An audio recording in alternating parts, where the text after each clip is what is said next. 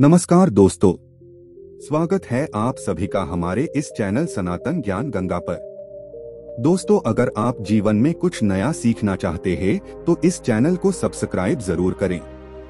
श्री शिवाय नमस्तुभ्यम। हर हर महादेव।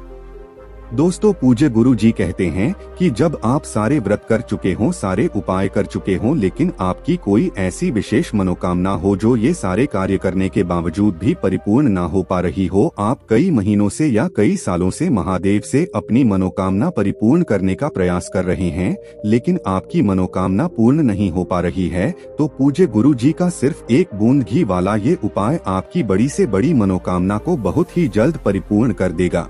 अगर आप अपने व्यापार को अच्छे से चलाना चाह रहे हैं, या फिर आप अपने विवाह के लिए ये उपाय करना चाहते हैं, या फिर आप नौकरी के लिए ये उपाय करना चाहते, और या फिर आप धन प्राप्ति के लिए ये उपाय करना चाहते हैं, पूज्य गुरुजी ने कहा कि अगर आपकी कोई भी ऐसी मनोकामना है जो परिपूर्ण नहीं हो पा रही है, तो हम यकीन दिलाते हैं कि ये उपाय करने के बाद आपकी सारी मनोकामनाएं बहुत ही जल्द परिपूर्ण हो जाएंगी। तो चलिए जानते हैं उस विशेष उपाय के बारे में। लेकिन उससे पहले, अगर आप भोलेनाथ जी को सच्चे दिल से मानते हो तो इस वीडियो को लाइक करें और चैनल को सब्सक्राइब करके कमेंट में हर हर महादेव जरूर लिखें। देखिए, इस वीडियो में हम पूज्य गुरु जी द्वारा बताए गए दो बहुत ही खास उपायों के बारे में बात करेंगे। इनमें से जो भी उपाय आपके लिए हो, आप उस उपाय को कर सकते हैं। चलिए बात करते हैं गुरु जी द्वारा बताए गए पहले खास उपाय के बारे में। इस उपाय के लिए आपको एक बेलपत्र ले लेनी है। बेलपत्र लेते समय आप ध्यान रखिएगा कि बेलपत्र कहीं से भी कटी फटी नहीं होनी चाहिए, और बेलपत्र की डंडी के आखिर में जो दूत होता है, यानी जो डंठल होती है, वह भी नहीं होना चाहिए। अगर आपके पास बेलपत्र नहीं है तो शिवलिंग के ऊपर चढ़ी हुई बेलपत्र को उठाकर जल से शुद्ध करके फिर आप उसका भी इस्तेमाल कर सकते हैं।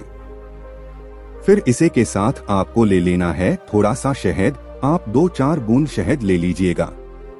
फिर इसके बाद आपको ले लेना है एक लोटा जल। लोटा तांबे का ले लीजिएगा और जल आप अपने किचन से ले लीजिएगा। फिर सबसे आखिर में आपको ले लेना है लाल चंदन। अगर आपके पास लाल चंदन नहीं है तो फिर आप 1 बूंद या 2 बूंद घी भी ले सकते हैं। इस उपाय के लिए आपको सिर्फ 1 बूंद घी की ही जरूरत पड़ेगी। अब ये सारी सामग्री लेकर आपको पहुंच जाना है शिवालय।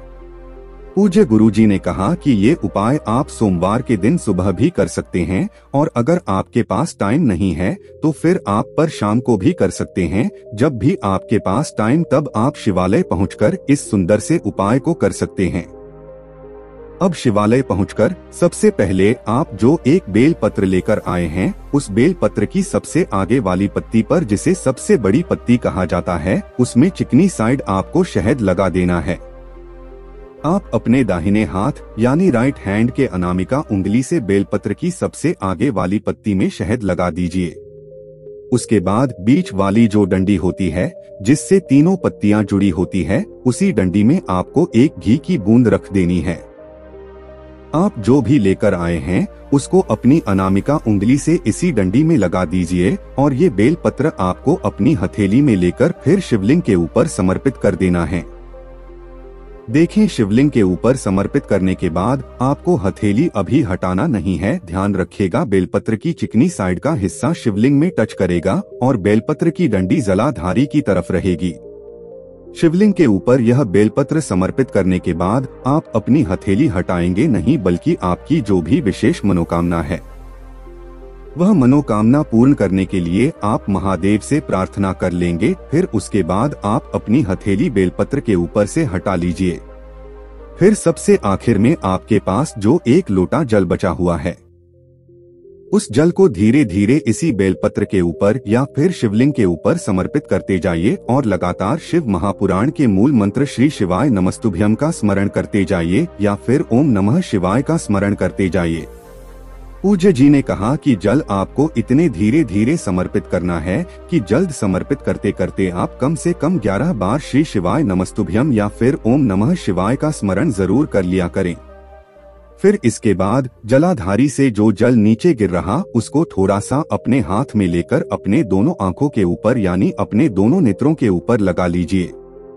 पूज्य जी हमेशा कहते हैं कि महादेव को जब भी हम बेलपत्र से कोई भी उपाय करते हैं तो महादेव हमारी मनोकामना को बहुत ही जल्द परिपूर्ण करते हैं, क्योंकि बेलपत्र माता पार्वती के आंसुओं से उत्पन्न हुई है, इसलिए यह महादेव को बहुत ही शीघ्रता से प्रसन्न कर देती हैं।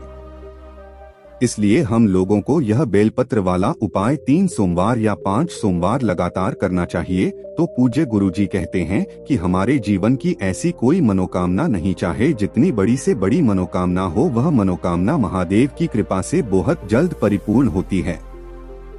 तो दोस्तों, ये उपाय आपको अपनी मनोकामना परिपूर्ण करने के लिए जरूर करना चाहिए। अब इसके बाद बात करते हैं पूज्य गुरुजी द्वारा बताए गए दूसरे खास उपाय के बारे में। देखिए, इस उपाय के लिए आपको आधे से भी आधे चम्मच घी की जरूरत पड़ेगी। घी आपको कहीं से भी उपलब्ध हो जाए तो आप शुद्ध देसी घी ले लीजिएगा और आधे से भी आधा चम्मच लेकर पहुंच जाएगा शिवालय। पूज्य गुरुजी कहते हैं कि ये उपाय ऐसा अचूक उपाय है कि ये आपकी बीमारी को भी समाप्त करेगा, आपके घर में हो रहे लड़ाई झगड़ों को समाप्त करेगा, सुख समृद्धि मान सम्मान ऐश्वर्य की प्राप्ति करवाएगा और आपके ऊपर किसी भी प्रकार का कर्जा हो गया है तो उसको भी समाप्त करेगा। यानी यह सिर्फ एक बूंद घी वाला उपाय आपके जीवन की इन सारी समस्याओं को बहुत शीघ्रता से समाप्त कर देगा।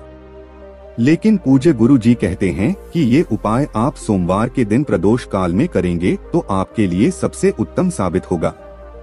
अगर आप प्रदोष काल के समय के बारे में जानकारी नहीं रखते हैं तो आपको जान लेना चाहिए कि शाम को जब सूर्यास्त होते हैं तो उससे 45 मिनट पहले का समय और 45 मिनट बाद का समय यानी जो 1.5 घंटे का समय होता है, यही प्रदोष काल का समय कहलाता है। और इसी समय आप यह उपाय करने की कोशिश करिएगा, नहीं तो फिर आप पूरे दिन में किसी भी समय कर सकते हैं। देखिए, प्रदोष काल के समय शिवलिंग में साक्षात महादेव का वास होता है, इसलिए आप कोशिश करेगा क्या प्रदोष काल के समय नहीं ये उपाय कर लें। शिवालय पहुंचकर सबसे पहले आप जो घी लेकर आए हैं उस घी को आप अपने दाहिने हाथ यानी राइट हैंड की अनामिका उंगली में लगा लीजिए और फिर इसी उंगली से आपको माता अशोक सुंदरी वाले स्थान पर अच्छी तरह से घी लगा देना है। सामने आपको वीडियो में समझाने का प्रयास किया जा रहा है, जैसे ही लगाया जा रहा है माता अशोक सुंदरी वाले स्थान में ऐसे ही आपको ये घी लगा देना है। देखिए, अगर आप माता अशोक सुंदरी वाले स्थान के बारे में जानकारी नहीं रखते हैं तो जलाधारी के बीच में जो मोटी उठी लाइन होती है, कहीं कहीं पर सांप की आकृति बनी होती है, तो इसी आकृति को यानी इसी मोटी उठी हुई लाइन को माता सुंदरी वाला स्थान कहते हैं और यहीं पर आपको घी लगा लेना है। फिर महादेव से आपके जीवन की जो भी समस्याओं को दूर करने की प्रार्थना कर ले ली है और फिर ये उंगली का घी को पोंछना नहीं है, यानी कि घी को आप साफ नहीं करेंगे बल्कि ऐसे ही आपको अपने घर पर आ जाना है। घर का जो आपका मेन गेट है यानी जो आपका मुख्य द्वार है, उस मेन गेट के ऊपर आपको इसी उंगली से एक बिंदी लगा देनी है। और अगर आप अपने घर में सुख समृद्धि तथा वैभव की प्राप्ति करना चाहते हैं तो आपको चंद्रमौली महादेव का स्मरण कर लेना है। अगर आप रोग मुक्ति के लिए ये उपाय कर रहे हैं तो फिर आपको कुंड के शर्मादेव पर स्मरण कर लेना है और अगर आप कर्ज मुक्ति के लिए ये उपाय कर रहे हैं तो फिर आपको बटकेश्वर महादेव का स्मरण कर लेना है। पूज्य जी ने कहा कि आप सिर्फ 3 से 5 सोमवार ही उपाय करेगा और हम आपको यकीन दिलाते हैं कि आपके जीवन की किसी भी प्रकार की समस्या हो वो महादेव जी की कृपा से जल्दी समाप्त हो जाएगी। दोस्तों, आज के लिए बस इतना ही। मिलते हैं एक और ज्ञानवर्धक वीडियो के साथ। धन्यवाद।